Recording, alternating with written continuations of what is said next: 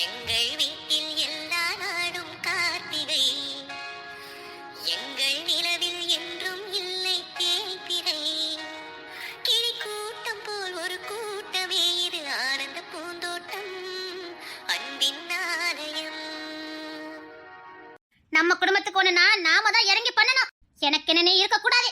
சரிதான் மீனா போயிருக்கா, அதுல கூட்டம் தோல என்ன? நாம எல்லாரும் ஒண்ணா சேர்ந்து ஆலோசனை பண்ணுவோம். எது நல்ல முடிவாருன்னு பார்க்கலாம். பயங்கர குழப்பமா இருக்குத்த. இதுல ஆதர என்ன சொல்ல போறாளோ அதை வச்சுதானே நாம முடிவு பண்ண முடியும். நீ சொல்றது சரிதான். அதுக்காக அவ சொல்றது சரின்னு நம்ம ஏத்துக்க முடியாது. அவ என்ன மனநிலையில இருந்து அந்த பதில சொல்லுவான்னு நமக்கு தெரியாது. ஒரு மனுஷனுடைய மனநிலையை பொறுத்துதான் அவனுடைய முடிவு இருக்கும். இப்ப உதாரணமா ஒரு சம்பவம் நடந்திருக்கு. அதை சந்தோஷமா இருக்கவங்கிட்ட கொண்டு போய் இதுக்கு தீர்வு சொல்லுனா அவன் சந்தோஷமான மனநிலையில இருக்கான். அவன் சந்தோஷமான முடிவு தான் எடுப்பான். வாழவே பிடிக்காம வாழ்ந்துட்டு கொண்டு போய் இந்த சம்பவத்தை சொல்லனா அவன் மனநிலையில இருந்து தான் அதுக்கு தீர்வு சொல்லுவான். இப்படிதான் மனுஷனுடைய முடிவெல்லாம் எடுக்கப்படுது. அதனால அவ சொல்றது நம்ம சரின்னு ஏத்துக்க முடியாது. இப்ப நம்ம எல்லாருமே ஒவ்வொரு மனநிலையில இருக்கோம். எல்லாரும் அவரோட ஆலோசனை சொல்லுங்க. எது நல்லா இருக்கோ அதை தீர்ப்பா எடுத்துக்கலாம். என்ன நான் சொல்றது சரிதானே? உங்களை அடிச்சுக்கவே முடியாது அத்தை கிரேட்ல. அதான் அந்த கிளேத்த பாத்தியா? என்ன மீனா கூட போடவா இன்னும் வரக்கானோ? சமாதானப்படுத்தி என்ன கூட்டிட்டு வருவா. சரி, உங்களுக்கு தெரிஞ்சதெல்லாம் வசிக்க சொல்லுங்க. ஃபர்ஸ்ட் தமிழ் நீ சொல்லு. நீ வந்தே ஆகணும். நீ மட்டும் வரல வச்சுக்கயே எனக்கு கிறுக்கே பிடிச்சிரும். அத்தை ஸ்கூலுக்கு அந்த மேல் டீச்சரை விட்டுட்டு வா. பாரு, இதுக்கு மட்டும் வேலை கிடைக்கும்னு வச்சுக்கயே எனக்கு மட்டும் இல்ல நிறைய பேருக்கு பைத்தியம் பிடிச்சிரும். சீக்கிரம் வா. என்ன விஷயம்? ரொம்ப முக்கியமான விஷயம் தான் பாத்துக்க. எல்லாரும் உனக்காக தான் டிஸ்கஸ் பண்ணி வெயிட் பண்ணிட்டு இருக்காங்க. வாயே. அத்தை ஸ்கூல் டைம்.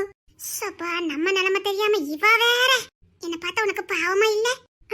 அத்தைக்காக வாரேன். குட், அப்படிதான் இருக்கணும். என்னெல்லாம் பார்த்தோனே பாவப்பட்டுறணும். முடியல தாயி, அத்தை என்ன கண்டினியூ வந்துகிட்டு இருக்கு. நான் எல்லா பிரச்சனையும் முடிஞ்சோடனே 2 நாள் ரெஸ்ட் எடுக்கணும்னு நினைச்சேன் பாத்துக்க. சரி, நான் பெத்த மாதிரி அதை ஒண்ணு ஆரம்பிச்சு வச்சுட்டு பாத்துக்க. சரி, அதுக்கு ஒரு தீர்ப்பை சொல்லிட்டு போய் ஓய்வெடுக்கலாம்னு நினைச்சேன். நினைக்கும் போதே அடுத்த பிரச்சனை ஆரம்பிச்சிடுச்சு. என் மாமியாரும் நல்லா அடிக்கடி ஒண்ணு சொல்லுவேன், நான் சும்மா இருந்தாலும் பிரச்சனை சும்மா இருக்காதுன்னு. அது இப்ப எனக்கு அப்படியே நடக்குன்னு பாத்துக்கயே. இப்ப என்ன, நான் வரணும் அவ்வளவுதானே? வந்துட்டேன். இவ்ளோ பேச வச்சிருக்க வேண்டாம், கூப்பிட்டோன்னே வந்திருக்கலாம். வாயே. சரிங்க அத்தை. ஆனா இதுக்கு தீர்வு சொல்றது கொஞ்சம் கஷ்டம் தான் நினைக்கிறேன். யாருக்காவது இப்படி நடந்து அதுக்கு ஏதாவது தீர்வு கிடைச்சிருந்தா அப்பா மறக்காம சொல்லிருங்க. முடியல. கூட்டு வந்துட்டேன் மாமியாரே. போனது யாரு? ஏன் மர்மோளாச்சே? குட் மாமியாரே, நீங்க ஒண்ணு சொல்லுவீல, நான் சும்மா இருந்தாலும் பிரச்சனை சும்மா இருக்க விடாதுன்னு. அது எனக்கு அப்படியே நடக்க தெரியுமா? நீ தானட்டி அடுத்த அன்னக்கிளி. மாமியாரே வேண்டாம், நான் மீனாவாவே இருந்துட்டு போறேன். மீனாவா இருக்கும்போது கூட ஜாலியா இருந்தது. அன்னக்கிளியே தான் மாறினேன். அத்தை என்ன பிரச்சனை இப்படி வருது? அப்ப நான் எப்படி சமாளிச்சிருப்பேன் யோசிச்சு பாரு. அதான் மாமா பிச்சுக்கிட்டு போயிருக்காரு. எனக்கும் சதீஸ் பிச்சுக்கிட்டு போயிட்டா பாத்தியல. இந்த வாடி வந்து உட்காரே. ஏன் பிரச்சனை தெரியாம இவ வேற. நான் என்னத்த சொல்ல? சரிடி, இதுக்கு நீ தான் தீர்வு சொல்லணும். நீ கொஞ்சம் ஓரமா நில்லு, அவகிட்ட சொல்லுவோம். அவ என்ன சொல்றான்னு பாப்போம். பய உள்ள என்னமா யோசிக்கிறா? இது மீனாதானா? எனக்கு சந்தேகமா இருக்குதே. எனக்கு சந்தேகம் ரொம்ப இருக்கு தமிழே. பெரிய சீடி மேல நிக்கறா. அவ நட உடைய பாரு. போதும், ஏத்தி விட்டு தான் இங்க வரைக்கும் வந்து நிக்கிற. நிஜமா நீ சீடி மாதிரியே இருக்கட்டி. கொல்ல வரியில இருக்க சொல்லிப்புட்ட. உனக்கு சீப்பு சீப்பா வருதுன்னா? இல்ல, இது யாமீனாவான்னு நினைக்கும் போது கொஞ்சம் வியப்பா மட்டும் இருக்குது. பாட்டி, என்ன கூட்டிட்டு இருக்கீங்க?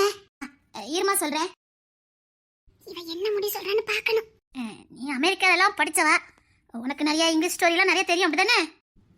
ஓரளவுக்கு தெரியும் பாட்டி. இங்கிலீஷ் நாவல் நிறைய படிச்சிருக்கனால இந்த மாதிரி கதைகள் அதுல நிறைய வரும். எனக்கு தெரியும். என்ன பாட்டி?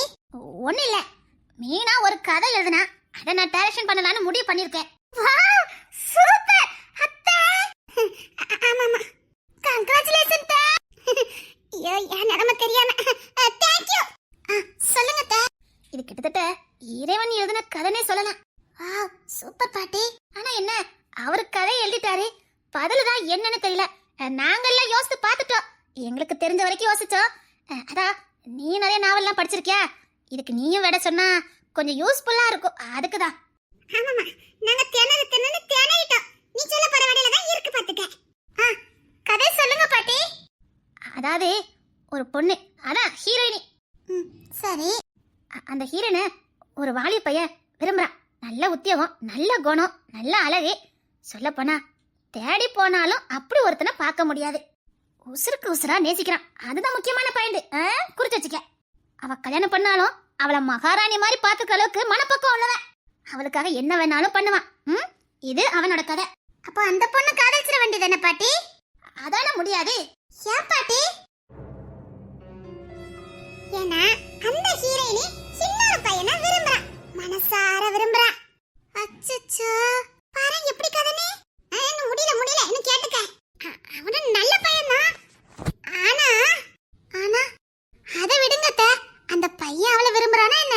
விரும்புனா விரும்புவான், விரும்பாத மாதிரி நடந்துக்குவான். விரும்புவான், விரும்பாமலே இருப்பான்.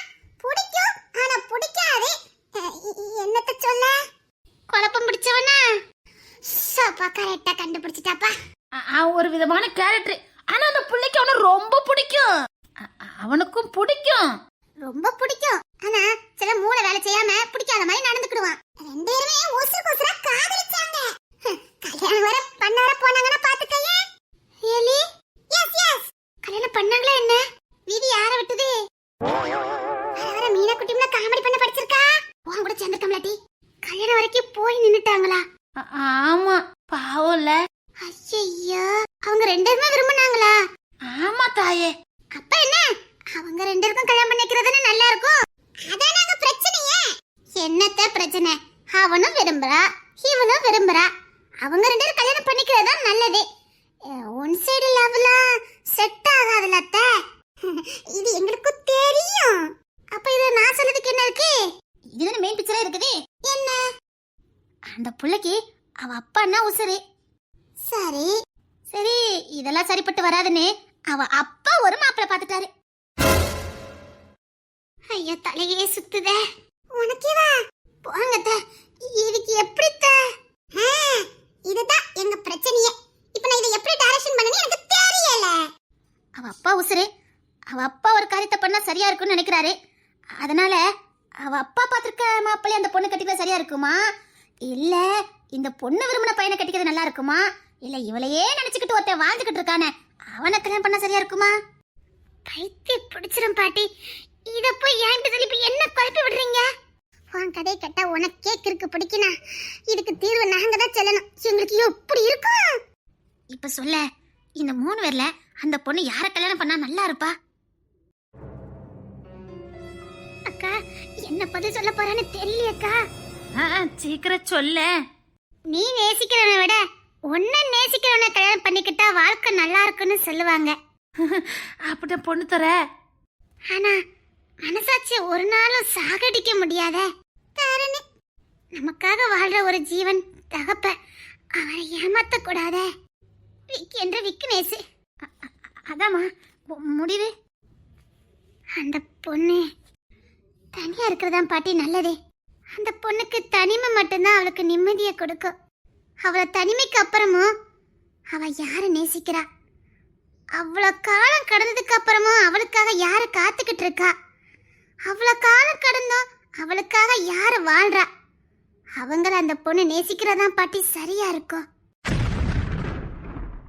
நீ இப்ப என்ன சொல்ற? காலம் தான் பதில் சொல்லுன்னு சொல்றேன். காலம் கடந்து போறதா நல்லது. காலம் கடந்து போகட்டும், தானா விட கிடைக்கும். அது வரைக்கும் அந்த பொண்ணு எந்த முடிவுமே எடுக்காம இருக்கிறது நல்லது பாட்டி. இப்ப அவ முடிவெடுத்தா அவ வாழ்க்கை தப்பா போகும் பாட்டி. நிச்சயமா அவ மனம் வந்துக்கூடிய நேரம் வந்துடும். அவ தனிமையா இருக்கிறது நல்லது பாட்டி. சரி, நீ ஸ்கூலுக்கு போ. சரி பாட்டி. அத்தை, நான் எதிர்பார்த்த பதில தான் அவ சொன்னான். காலம் கடந்து போனாதான் இதுக்கு விட கிடைக்கும். என்ன ஆனாலும் சரி, ஆதிராவுக்கு இப்ப கல்யாணம் நடக்க கூடாது. என்ன நான் சொல்ற சரிதானே? அப்படி மீறி கல்யாணம் நடந்தா அவ ரொம்ப வருத்தப்படுவா. பாப்போம், எந்த காதல் ஜெயிக்குன்னு பார்க்கலாம். அவங்க அவங்க இஷ்டப்படி வாழ விட்டுருங்க. யார் கடைசி வரைக்கும் ஆதிராவுக்காக காத்திருக்கான்னு பார்க்கலாம். அப்படி ஒருத்தன் ஆதிராவுக்காக காத்திருக்கானா அவன் காதல் உண்மையானது. சூப்பர் அத்த. அப்படியே அந்த 3 பேரையும் கூட்டு விசாரிச்சிருவோமே. ஆஹா, நமக்கு தெரியாத மாதிரி காட்டிக்கணும். ரகசியமா இருக்கிறதா காதல். ரகசியமா இருக்கிற வரைக்கும் தான் காதல் சுகம். வெளியில தெரிஞ்சுட்டு நரக வேதனை. அது ரகசியமாவே இருக்கட்டும். அவங்கவுங்க மனசுக்குள்ளே வச்சு போட்டுட்டு இருக்கட்டும். அதுதான் நல்லது. பாப்போம் இது 3 பேர்ல யார் காதல் உண்மையானதுன்னு. அவங்களெல்லாம் ரகசியமா நாம கண்காணிக்கலாம். நான் கஜேந்திரன்ட்ட எல்லா உண்மையும் சொல்லிடுறேன். கல்யாண பிரச்சனை எடுக்க கூடாதுன்னு சொல்லியிருந்தேன். சரிங்க அத்தை. ஆதிராக்கு எந்த நெருக்கடியும் வரக்கூடாது.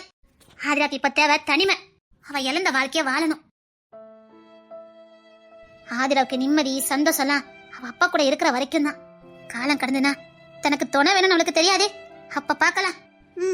அதான் சரி. அப்பா ஆதிரா டீச்சராவே இருக்கட்டும்னு சொல்றீங்க. அதுதான் சரி. இன்னும் ஆதிரா வாழ்க்கையில பல மாற்றங்கள் வரலாம். பல பேரை சந்திக்கலாம். பல நிகழ்வுகள் நடக்கலாம். எதையுமே நாம நிதானிக்க முடியாது. ஆனா காலத்தின் கையில ஒப்படைச்சிட்டோம்னா அது நடக்க வேண்டியது தானா நடக்கும். கரெக்டு தான் அத்தை. செம்மலி, உங்க அண்ணன் மகன் சடங்குக்கு போறியா என்ன? அத்தை போயிட்டு வா. அம்மாவும் அப்பாவும் செஞ்ச பாவத்துக்கு அந்த புள்ள என்ன பண்ணும்? 1000 நாள் நீ அத்தை தானே, போய் எட்டி பார்த்துட்டு வா. அந்த வீட்டுக்குள்ள போனா பழைய ஞாபகங்கள் வரும் அத்தை. எல்லாத்துக்கும் மனசு பக்குவப்படணும். கஷ்டம் நஷ்டம் லாபம் எல்லாத்துக்கும் மனசு பக்குவப்படணும். போய் பார்த்துட்டு வா. சரிங்க அத்தை. சரி, நீ உட்காந்து பேசிட்டு வாங்க, நான் கிளம்புறேன். சரிங்க அத்தை. நான் இப்படி ஒத்தி போறேன்னு நினைச்சு பார்க்கலையே. நானும் நினைச்சே பார்க்கலடி இப்படி ஒத்தி போறேனே. ஆனா தீர்ப்பு கரெக்டா இருக்குல்ல? 100% சரியான தீர்ப்பு அத்தை. ஆனா ஆதிரா தாரணி பொண்ணு தர விக்கி இந்த விக்னேஷ் எல்லாம் ஒரே இடத்துல இருக்காங்களே. என்னைக்காவது ஒரு நாள் எல்லாருக்கும் எல்லா விஷயமும் தெரிஞ்சிராதே. அதுக்கு தானே அத்தை காலத்தின் கையில எல்லாத்தையும் ஒப்படைக்க சொன்னாங்க. சரிதான், காலத்தின் கையில ஒப்படைச்சிருவோம். ஆனா இது 3 பேருக்கு தெரியும் போது பெரிய பிரச்சனை ஆயிராதே. அப்பவும் இதே மாதிரி ஏதாவது விட கிடைக்கும். அதுக்காக இப்பமே பயந்துகிட்டு இப்ப பயங்கட்ட வச்சதே நீ தானே. சொன்னேன் மட்டி, ஒருவேளை தெரிஞ்சிச்சுன்னா இப்ப என்ன 3 பேரும் ஒண்ணா இருக்க கூடாது அவ்வளவுதானே? ஆமாட்டி, ஆதிரா நிம்மதியா தனியா இருக்கணும். இந்த 3 பேரும் இருக்க கூடாது. என்ன பண்ணலாம்? ஒண்ணும் பண்ண முடியாது. போட்டி அத்தை, நான் ஒண்ணு சொல்லட்டுமா? என்ன, நம்ம இந்த 3 பேர்கிட்டயும் தனித்தனியா இன்டர்வியூ எடுத்தா என்ன எப்படி இருக்கும்? எப்படி இருக்கும் அத்தை? நாங்க ஒரு டிவில வேலை பார்க்கறோம், காதல பத்தி நாங்க கேக்குறோம்னு சொல்லி 3 பேர்த்து இன்டர்வியூ எடுப்போம். யாரு அவங்க உண்மையா இருக்காங்கன்னு அதுல ஒரு சின்ன குழு கிடைச்சிரல அத்தை. அப்படிங்கிற? அந்த பொண்ணுக்கிற பையல இன்டர்வியூ தர மாட்டான். அதை எப்படிட்டி அவனை பத்தி இவ்வளவு அழகா தெரிஞ்சு வச்சிருக்க? அவன் என் கூட தானே டிராவல் பண்ணிக்கிட்டு இருக்கான். சப்பா, அவனெல்லாம் எப்படிட்டி பிடிச்ச? நான் எங்க பிடிச்சேன்? இப்ப அவன் என்ன அக்கான்னு பிடிச்சிட்டு விட மாட்டேங்கிறான். நம்ம நிஜமாவே ஒரு சேனல் ஆரம்பிக்கிறோம். இந்த முக்கோண கதையை அதுல அப்லோட் பண்றோம். ஓகே டேரே, நான் அப்பே பொண்ணு ரெண்டு பேரை கேட்டு வச்சுக்க என்ன ஓரட்ட அடிச்சுவான். அவன் பார்க்கதான் அப்படி இருப்பான், முரட்டு பையன். ரகசியத்தை வெளிய சொல்லவே மாட்டான். காதலிக்கிறது கூட மனசுக்குள்ளே வச்சிருக்கான பாத்துக்கங்க. எவ்வளவு முரட்டு பையனே. டி வெளியில சொல்லாம அது என்ன டி காதலே? உங்களுக்கு தெரியல, அதான் ஆத்மாத்மான காதலி. வெளியில சொல்லவும் முடியாம தனக்குள்ளேயே வச்சுக்க முடியாம அவன் என்ன தைப்பு தைக்கிறானா யாருக்கு தெரியும்? பல கேசுகளை சாதாரண படிக்கிறான். எவனுக்கும் பயப்பட மாட்டேங்கான், எவனுக்கும் அஞ்ச மாட்டேங்கிறான். ரவுடிய பார்த்தவனுக்கு ஒரு பொண்ணுகிட்ட போய் தான் காதல சொல்லக்கு தைரியம் வரல. ஏன்னா அவளை எல்லாத்துக்கும் மேலதான் நினைக்கான், உசுரா நினைக்கிறான். அந்த உசுறு எங்க தன்னை விட்டு போயிருவாங்கன்னு பயப்படுறான். போயிருங்கிற பயம் தான் அந்த காதல அவன் சொல்ல விடாம தடுக்குது. அதுக்கு பேரு கோலத்தனம் இல்ல, அவளை உசுறு குசுரா நேசிக்கிறான்னு அர்த்தம். சாரி டி. ஆனா தரணும் உசுறு குசுரா தானே காதலிக்கிறான். அவன் நல்லா இருந்தா போதும்னு நினைக்கிறானே. தான் கல்யாணம் பண்ணி தான் எங்க அவளை கொடுமைப்படுத்திடுவான்னு பயம். தன்னை அவன் நம்பல, அதானே காரணம். தன்னால தான் நேசிச்சவ காயப்பற்ற கூடாதுன்னு நினைக்கிறான். அப்ப அவன் காதல உண்மைதானே? சரிதான், அவன் அவனை முழுசா நம்பணும். நம்பினோம்னா காதல் ஜெயிக்கும். அந்த விக்கியோட விக்னஸ் வேண்டவே வேண்டாம், சரியான திருட்டு பையன். நான் இப்பவும் சொல்றேன், அந்த பையவுலயே நான் எங்கேயோ பாத்துருக்கேன். நான் வேணா அவனை இன்றி எடுக்கட்டுமா? ஏன் நம்ம ரெண்டும் சேர்ந்து எடுக்க முடியாது? அவன் தான் உன்னை கண்ட எடி பாயிரானே. பையவுலிக்கு பாயா? நானும் தேய்மொழி விக்கி என்ற விக்னஸ் கிட்ட இன்றி எடுக்கும். தமிழ கவு செம்பாலியா கவு பொண்ணு திரட்ட எடுக்கட்டும். என்ன சரிதானே? ஐடியால என்னமா நல்லதா இருக்கு. அந்த பையவுலயே இன்றி தரணுமே. அந்த விக்கி என்ற விக்னஸ் இல்ல, நான் விதவிதமா சாப்பாடு போடுறேன், என் வீட்டுக்கு வா, 10 பாத்திரம் நகை நெட்லாம் நிறைய இருக்குன்னு சொல்லி பாருங்க, தானா வருவான். எனக்கு ஒண்ணு புரியல. என்ன அவனை பத்தி இவ்ளோ தெரிஞ்சு வச்சிருக்க? உண்மையிலேயே உனக்கு அவனை தெரியுமா என்ன? அதான் நான் இப்பவும் சொல்றேன், அந்த கலவாணி பேரை நான் எங்கேயோ பார்த்த மாதிரி இருக்கு, எங்க பார்த்தேன்னா தெரியலன்னு சொல்றேன்ல. அத்தை நல்லா யோசித்து பாருங்க. நீங்க ஸ்கூல் படிச்சல இருந்தே யோசித்து பாருங்க, தானா ஞாபகம் வந்துரும். ஸ்கூல் படிச்சல இருந்தா நீ 1 இருந்து 5ஆம் கிளாஸ் வரைக்கும் எங்க படிச்ச? எங்க ஒரு டிடிடிஎஸ் ஸ்கூல்ல. அங்க இவன் இருந்தானா? இவன் மூஞ்ச பார்த்த மாதிரியே இல்ல. அப்புறம் ஹையர் செகண்டரி 6ல இருந்து 8 வரைக்கும் பக்கத்து கிராமத்துக்கு போனேன். அப்பவும் ஞாபகம் இல்ல. இவன் மூஞ்ச நான் பார்த்ததே இல்லையே, நான் யோசித்து பார்த்தேனே. அப்புறம் 9 to 10 எங்க